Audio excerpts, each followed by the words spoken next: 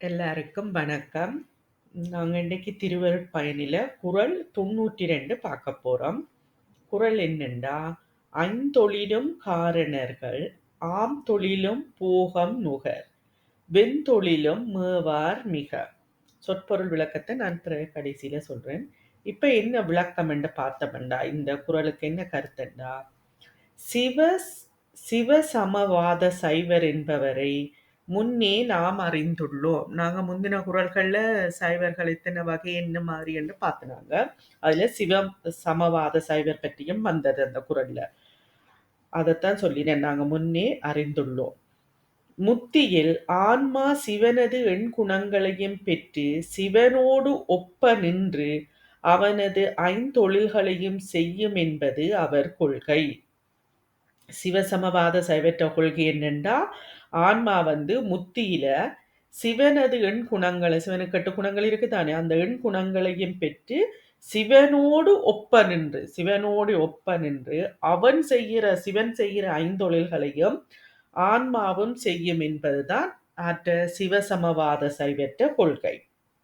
சித்தாந்த சைவம் இதனை ஏற்பதில்லை. சித்தாந்த சைவம் ஏற்பதில்லை. உயிர் எக்காலத்திலும் சிவனுக்கு சமமாக முடியாது. உயிர் எப்பவுமே சிவனுக்கு சமமாக இருக்க முடியாது. உயிரினது அறிவு நிலை வேறு, சிவத்தினது அறிவு நிலை வேறு. இதை நாங்க நெடுகளுமே படிச்சு கொண்டு வரோம். சிவனது அறிவு வேற, உயிரினது அறிவு வேற. உயிர் வேறொரு துணை அறிவிக்கவே அறிவது. உயிருக்கு இன்னொன்று சொல்லிக்கொண்டே, ஒரு துணை ஒவ்வொருவர் சொல்லிக்கொண்டே இருக்க வேணும். அறிவது ஒரு நேரத்தில் ஒன்றையே அறிவது.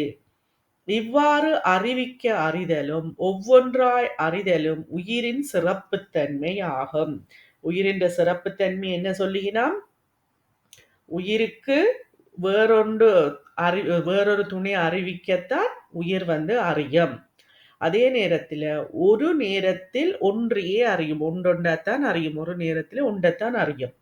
இவ்வாறு அறிவிக்க அறிதலும், அறிவிக்கத்தான் அறியுது. ஒரு ஆள் சொல்ல வேணும். இப்ப நான் உங்களுக்கு சொல்ல நீங்க கேட்குமா போல. நான் உதாரணத்துக்கு சொல்றேன் அந்த விளங்குறதுக்கு. அப்ப ஒரு ஆள் அந்த உயிருக்கு அறிவிக்க, நாங்க எல்லாருமே உயிர் தான். அப்போ எங்களுக்கு ஒரு ஆள் அறிவிக்க வேணும். அப்ப அதுதான் சொல்லி நம்ம அறிவிக்க அறிதலும் ஒவ்வொன்றாய் அறிதலும் உயிரின் சிறப்புத்தன்மை. அப்ப இதுதான் உயிரின் சிறப்புத்தன்மை ஆகும். இது போலன்றி தானே அறிதலும் எல்லாவற்றையும் ஒருங்கே அறிதலும் முதலியவை சிவத்தின் சிறப்புத்தன்மை ஆகும். அப்ப உயிரின் சிறப்புத்தன்மை என்னென்று சொன்னவே, இப்ப என்ன சொல்லினாம்? சிவன் என்ற இறைவன் சிறப்புத்தன்மையை சொல்லினாம். தானே அறிதலும், எல்லாத்தையும் தானே அறிந்தும் எல்லாவற்றையும் ஒருங்கே அறிதலும், ஒரே நேரத்திலேயே எல்லாத்தையும் அறிந்திடும் யாரு? சிவம். அப்ப இதுதான் உயிரின் சிறப்புத்தன்மையும் சிவத்தின் சிறப்புத்தன்மையும். அடுத்து என்ன சொல்லினோம்? ஒரு பொருளின் சிறப்புத்தன்மை என்றும் மாறாது. ஒரு பொருளின் சிறப்புத்தன்மை எப்பவுமே மாறாது. ஒரு பொருளுக்குரிய சிறப்புத்தன்மையை மற்றொரு பொருள் பெறுதல் என்பதும் எக்காலத்திலும் நடவாது. அப்போ ஒரு பொருளுக்கு ஒரு சிறப்புத்தன்மை இருந்தால் அது மற்ற பொருள் பெறுதல் என்பது எக்காலத்திலையுமே இயலாது. அது கண்ட சிறப்புத்தன்மை அதுக்குத்தான் இருக்கும். அதை இன்னொன்று எடுக்க முடியாது. ஆகவே முத்தி நிலையில் உயிர் சிவத்தினது சிறப்புத்தன்மையை பெற்று ஐந்தொழில் செய்யுமெனல் பொருந்தாது. ஏன் இது சொல்லினமெண்டா, உயிரின் சிறப்புத்தன்மை வேற, சிவத்தின் சிறப்புத்தன்மை வேற. அப்போ ஒரு பொருளின் சிறப்புத்தன்மையை இன்னொரு பொருள் எடுக்க இயலாது. மற்றொரு பொருள் பெறுதல் என்பது எக்காலத்திலும் இல்லை. அதுக்குத்தான் நீங்க சொல்லினா, முத்தி நிலையில் உயிர் சிவத்தினது சிறப்புத்தன்மையை பெற்று ஐந்தொழில் செய்யுமெனல் பொருந்தாது. ஏனென்றா சமவாத சைவர்கள் சொல்லினந்தானே, உயிர் முத்தியில சிவனுக்கு சமமானண்டு அந்த ஐந்தொழில்களையும் செய்யும். அதுக்குத்தான் இந்த ஒரு பொருளின் சிறப்புத்தன்மை எடுத்து சொல்லி இருக்கிறார். இச்சிறப்பு தன்மைகளினால் சிவம் என்றும் தலைமை பொருளாய் நிற்கும், உயிர் என்றும் அதற்கு அடிமையாய் நிற்கும் என்பது விளங்கும். அப்ப இந்த சிறப்பு தன்மையை எடுத்து சிவம் வந்து தலைமை பொருளாகவும் உயிர் வந்து எப்பவுமே அதற்கு அடிமையாகவும் இருக்கும் என்றதைத்தான் சொல்லினான். சிவபெருமான் படைத்தல் முதலிய ஐந்தொழு ஐந்தொழில்களுக்கும் உரியன். அப்ப சிவபெருமான் தான் படைத்தல் காத்தல் அந்த 5 தொழில்களுக்கும் உரியன். உயிர் சிவானுபவத்தை பெற்று நுகர்வதற்கு மட்டும் உரிமையுடையது என்பதனை வலியுறுத்திய. அப்ப உயிர் வந்து சிவா அனுபவத்தை மட்டும் அனுபவிக்கிறதுக்கு நுகர்றதுக்கு மட்டும் உரிமை உடையது என்பதனை வலியுறுத்தி சிவஞான சித்தியார்ல இருந்து ஒரு எடுத்துக்காட்டு கொடுக்கினான். என்ன? உம்பர் பிரான் உற்பத்தி ஆதிகளுக்குரியன் உயிர்தானும் சிவா அனுபவம் ஒன்றினுக்கும் உரித்தே என்று சிவஞான சித்தியில சொல்லி இருத்ததை எடுத்து காட்டியிருக்கிறான். நாங்க சிவஞான சித்தியார் படிக்க பார்க்கலாம். எனவே சிவனை அணைந்தோர் சிவானந்தத்தில் மூழ்கி இருத்தலை தவிர ஐந்தொழில் செய்தல் போன்றவற்றை சிறிதும் விரும்பாரென அறியலாம். அப்ப யாரு? சிவனை அணைந்தோர் வந்து சிவானந்தத்தில தான் மூழ்கி இருப்பினமே ஒழிய ஐந்தொழில் செய்தல் போன்றவற்றை அவர்கள் எப்பவுமே விரும்ப மாட்டினம். ஒரு கொஞ்சம் கூட விரும்ப மாட்டினம். யாரு? சிவானந்தத்தில அணைந்தோர், அதிலேயே மூழ்கி இருக்கிறவர். சிவனை அணைந்தோர் சிவனை அணைந்தோர் வந்து சிவானந்தத்தில் மூழ்கி இருத்தலை தவிர இந்த ஐந்தொழில் செய்கிறத எப்பவுமே விரும்ப மாட்டினான். காரண கடவுளர் என்போர் விஞ்ஞான கலருள் பக்குவம் பெற்று சிவஞானம் பெற்றவர்கள். அப்ப காரண கடவுள் என்று யாருண்டா விஞ்ஞான கலருள்ள பக்குவம் பெற்று. இப்ப நாங்க சகலர்ல பக்குவம் பெற்ற ஆன்மாக்களுக்கு தான் குருவடிவாக வருவாருன்னு இருக்கா. அப்ப விஞ்ஞான கலர்லையும் பக்குவம் பெற்று சிவஞானம் பெற்றவர்கள். சுத்த மாயையில் தோன்றிய உலகங்களில் புவனபதிகளாய் இருப்பவர்கள். இந்த காரண கடவுளண்டத்தை சொல்லினாம். காரண கடவுள் என்போர் விஞ்ஞான கலர் ஆரண்டத்தை சொல்லினாம். விஞ்ஞான கலருக்குள்ள பக்குவம் பெற்று சிவஞானம் பெற்றவர்கள்.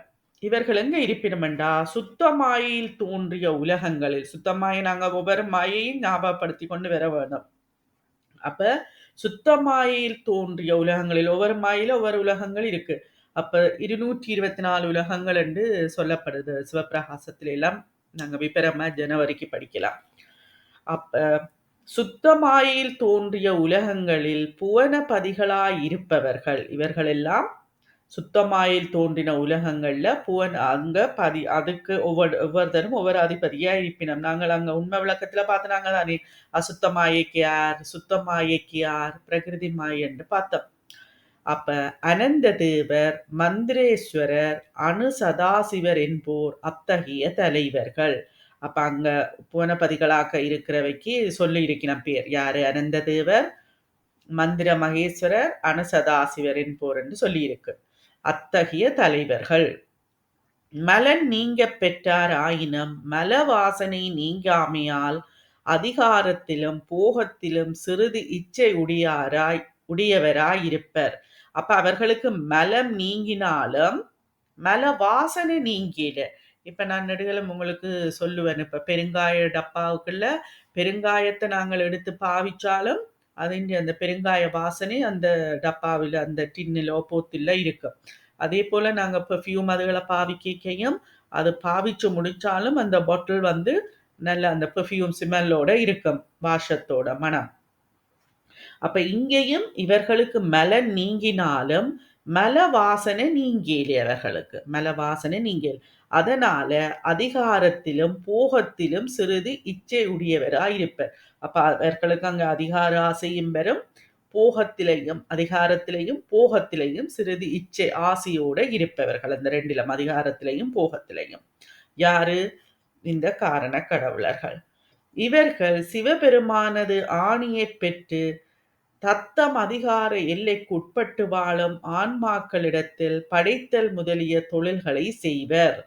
அப்ப இவர் என்ன செய்யணும்? இவர்கள் இந்த காரண கடவுளர் சிவபெருமானது ஆணியை பெற்று தத்தம் அதிகாரி இவர்களுக்கு அந்த ஒவ்வொரு சுத்த மாயிலையார், பிரகிருதி மாயிலையார், அசுத்த மாயிலை என்றெல்லாம் நாங்க பார்த்துனாங்க. அப்ப தத்தம் அதிகார எல்லைக்குட்பட்டு வாழும் அந்தந்த உலகங்கள்ல அந்தந்த ஆன்மாக்கள் இருக்கோ அந்த அவர்களுக்கு உட்பட்டு வாழும் ஆன்மாக்களுக்கு படைத்தல் முதலிய தொழில்களை செய்வர். இதை நான் முந்தியும் உங்களுக்கு அரசியலோடு எடுத்து சொன்னேன். நான் இப்ப பிரதம மந்திரிக்கு கீழே ஒவ்வொரு அமைச்சர் இருப்பினம், அமைச்சர் மாதிரி கீழே யார் இருப்பினம், எம்பி மேர்ன்னு சொல்றப்ப அப்படி அப்படியே இருக்கும். அவையவே இந்த கண்ட்ரோலுக்குள்ள இருப்பினான். அப்ப பிரசிடென்ட் தான் மேல. அப்ப சிவன் அதிகாரத்தை பெற்று இவர்கள் தங்களுடைய ஆணிய சிவனது ஆணியை பெற்று தங்கட உலகங்கள்ல இவர்கள் ஆட்சி செய்வினம். அந்தந்த சுத்தமாயில உள்ள புவனங்கள் ஒவ்வொன்றுக்கும் இவைகள் அதிபதியா இருப்பினாம். இவர்கள் எல்லாம் தாங்கள் செய்த புண்ணிய மிகுதியால் இப்பதவிகளை பெற்றவர்கள். இவைகள் எல்லாம் இந்த பதவி எப்படி கிடைச்சா இவர்கள் செய்த புண்ணிய பலனால தான் இவர்களுக்கு இந்த பதவி கிடைச்சு. ஆனா அரசியல்ல ஓட்ஸ் அடிப்படையில வாரது. கடவுளர் என்ற பெயரை பெறினும் இவர்களும் உயிர்கூட்டத்தை சேர்ந்தவரே என்பதை மறத்தல் கூடாது. இவர்கள் கடவுளர் என்ற பெயரை பெற்றாலும் இவர்களும் எங்களை போல உயிர்கூட்டத்தை சேர்ந்தவர்கள் என்பதை நாங்க மறுக்க கூடாது. அவர்கள் செய்த புண்ணியத்தால அவர்களுக்கு அந்த பதவி கிடைச்சிருக்குது. இவர்களிடத்தினின்று செயலை செய்வது சிவபிரானது அதிகார சக்தியே ஆகும். அப்ப இவர்களிடத்துல நின்று ஒவ்வொரு செயலை செய்வது சிவபிரானது அதிகார சக்தியே ஆகும். அப்ப சிவபிரானது அதிகார சக்தி தான் இது எல்லாத்தையும் செய்விக்குது. ஆதலால் உண்மையில் எல்லாவற்றையும் செய்பவன் சிவனே என்பதும் எல்லா செயல்களும் சிவன் செயல்களே என்பது இங்கு உணர்தற்குரியன. ஏனென்றா சிவபிரானது சிவன் அதிகார சக்தி தான் இது எல்லாத்தையும் செய்விக்குது. அப்ப என்ன சொல்லினோம்டா, உண்மையில் எல்லாவற்றையும் செய்பவன் சிவனே என்பதும் எல்லா செயல்களும் சிவன் செயலே என்பதும் இங்கு உணர்தற்குரியது. சிவஞானிகள் மற்ற எதிலும் பற்றில்லாதவர் ஆதலால் காரண கடவுளராய் விளங்கும் நிலையையும் அவர்கள் விரும்ப மாட்டார்கள்.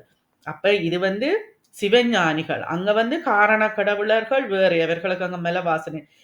சிவஞானிகள் மற்ற எதிலும் பற்றில்லாதவர், எதிலையுமே பற்றில்லாதவர்கள் ஆதலால் காரண கடவுளராய் விளங்கும் நிலையையும் அவர்கள் விரும்ப மாட்டார்கள்.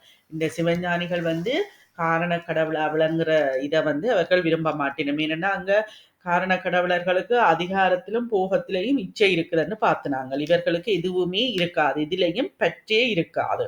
இந்த ஞானிகளுக்கு அணைந்தோர் ஒரு விருந்திற்கு செல்கிறோம். ஒரு கதை சொல்லி நம்ம இப்படி கண்டது. ஒரு விருந்திற்கு செல்கிறோம், இலையில் சிலேபி வைக்கிறார்கள். சிலேபி என்றது ஒரு பலகாரம், ஒரு ஸ்வீட் ஒன்று.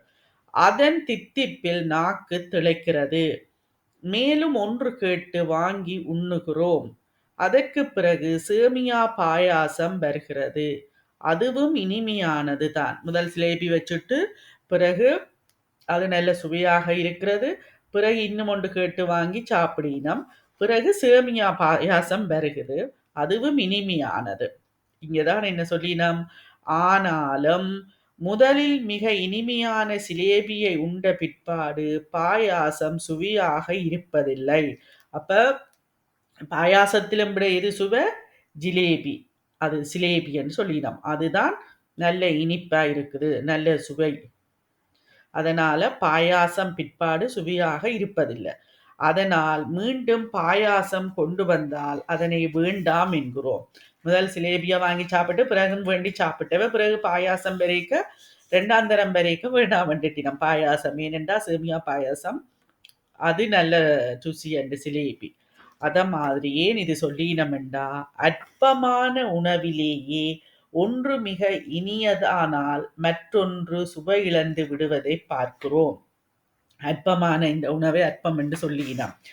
அப்ப இந்த உணவிலேயே ஒன்று சுவையண்டா மற்றொன்று சுவை இல்லாமல் இருக்குது. அதுக்குதான் சிலேபியையும் மற்றது என்னது சேமியா பாயாசத்தையும் எடுத்து காட்டியிருக்கணும் எங்களுக்கு. இதே நண்டா இங்க கதை வருகுது. அப்படி இருக்க அளப்பெரிய சிவபோகத்தை துய்த்த ஞானிகளுக்கு உலக போகம் கைத்து போவதில் என்ன வியப்பு? ஆகவே போகம் நுகர் வெண்தொழிலையும் அவர் சிறிதும் விரும்பார். அப்ப என்ன சொல்லினோம்? இப்படி இந்த உணவிலேயே எங்களுக்கு அது ருசி இது ருசி இல்லையென்று சொல்ற நாங்கள், அப்ப அந்த ஒரு இந்த உலகியல் இதிலேயே அப்படி இருக்க அளப்பெரிய சிவபோகத்தை துய்த்த ஞானிகளுக்கு, சிவபோகத்தை அளப்பெரியன்னா அளவே இல்ல. அப்படி துய்த்த ஞானிகளுக்கு வந்து உலக போகம் வந்து கைத்துப் போவதில் என்ன வியப்பு? அதிலே அவையால் அனுபவிச்சவைக்கு பிறகு இந்த உலக போகம் வந்து கசப்பாயிடும். கசந்து கச்சு போயிடும். அதத்தான் சொல்லிடும். இப்ப எங்களுக்கு அதை அனுபவிக்காதபடியா எங்களுக்கு இந்த உலக போகம்தான் சந்தோஷமா இருக்குது. அவர்கள் அந்த சிவானுபவத்தை அனுபவிக்கிறேன். நாங்கள் சிவானுபவத்துக்கு இன்னும் போகல தானே. அவர்கள் சிவபோகத்தை துய்த்து அனுபவித்ததால அவர்களுக்கு இந்த உலக போகம் வந்து கச்சு போட்டுது, கசப்பாயிட்டுது. ஆகவே போகன் நுகர் வெண்தொழிலையும் அவர் சிறிதும் விரும்பார். அப்ப அவர் போகம் நுகர் வெண்தொழிலையும் சிறிதும் விரும்பார் என்று சொல்லப்படுது.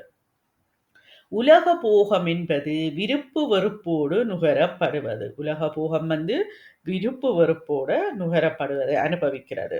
இது விருப்பம் அது விருப்பம் இல்லைன்னு நாங்க சொல்லுவோமே, அது வெறுப்பா இருக்கு இது. அவ்விருப்பு வெறுப்புகள் புதுவினை ஆகிய ஆகாமியத்தை தோற்றுவிக்கும். அப்ப எப்படி எங்களுக்கு ஆகாமியம் பெறுது? அந்த விருப்பு வெறுப்புகள்லாம் எங்களுக்கு புதுவினை என்றது ஆகாமியத்தை தோற்றுவிக்கும். ஆகாமியம் அடுத்த பிறவிக்கு வித்தாகும். ஆகாமியம் வந்து அடுத்த பிறவிக்கு வித்தாகும். இவ்வாறு உலக போகத்தை நுகர நுகர அதனால் வினையும் வினை காரணமாக பிறவியும் தோன்றுமாதலின் உலக போகத்தை அனுபவித்தலை வெண்தொழில் என குறிப்பிட்டார் ஆசிரியர். அப்ப இங்க வெண்தொழில் என்று ஏன் சொல்றார்? எங்களுக்கு இந்த உலக போகத்தை அனுபவிக்க அனுபவிக்க அதனால் என்ன விளையுது? அதனால் விளையும் வினை காரணமாக நுகர நுகர அதனால் வினையும் வினை காரணமாக இந்த இதுகளை நாங்கள் அனுபவிக்க அனுபவிக்க என்ன எங்களுக்கு வினையும் வினை காரணமாக பிறவியும் தோன்றும். இதை அனுபவிக்க அனுபவிக்க எங்களுக்கு வினை வருகுது. வினை வர வர வர எங்களுக்கு பிறவியும் வந்து கொண்டிருக்கும். அதைத்தான் சொல்லினான். ஆகாமியம் அடுத்த பிறவிக்கு வித்தாகும். இவ்வாறு உலக போகத்தை நுகர நுகர அதனால் வினையும் வினை காரணமாக பிறவியும் தோன்றுமாதலின். வினையால தான் எங்களுக்கு வினை காரணமாக தானே பிறவி எடுக்கிறோம்.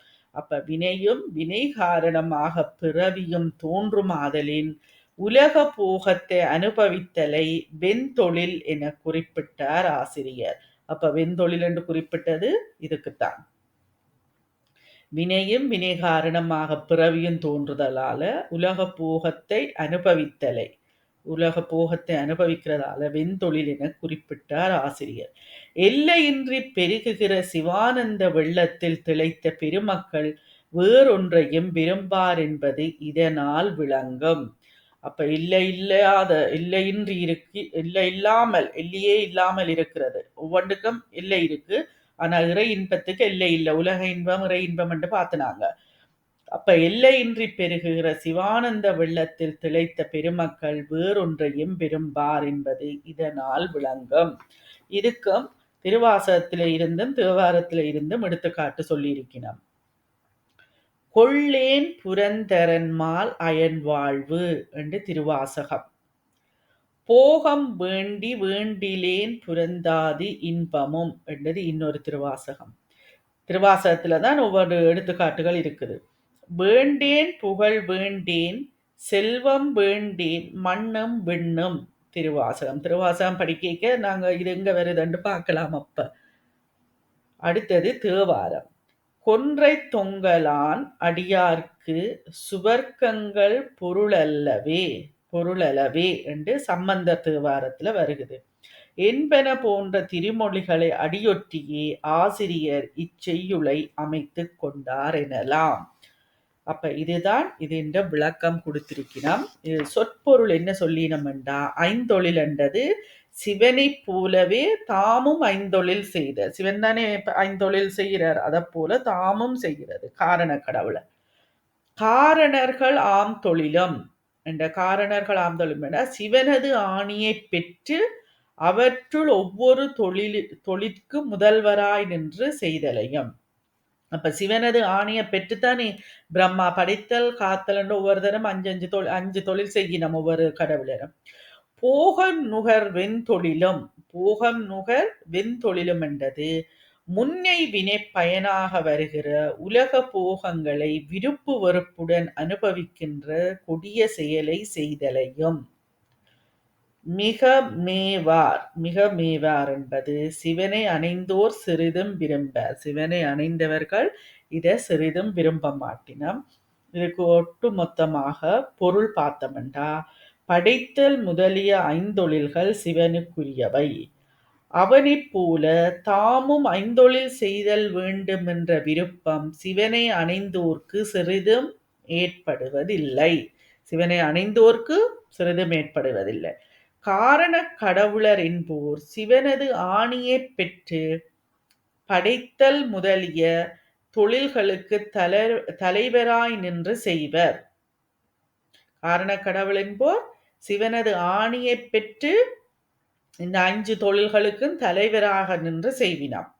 அவர்களின் நிலையை தாமும் பெற வேண்டும் என்ற விருப்பமும் சிவனை அணைந்தோர்க்கு சிறிதும் உண்டாதல் இல்லை. அந்த காரண கடவுளை போல தாங்களும் இந்த தொழில்களை செய்ய வேண்டும் என்றது சிவனை அணைந்தோர்க்கு சிறிதும் உண்டாவதில்லை. உலக போகங்களை நுகர வேண்டும் என்ற விருப்பமும் அவர்களுக்கு சிறிதும் நிகழ்வதில்லை. அப்ப உலக போகங்களை கொஞ்சமும் அந்த உலக போகங்களை அனுபவிக்க வேண்டும் என்ற விருப்பம் அவர்களுக்கு கொஞ்சம் கூட இல்லை.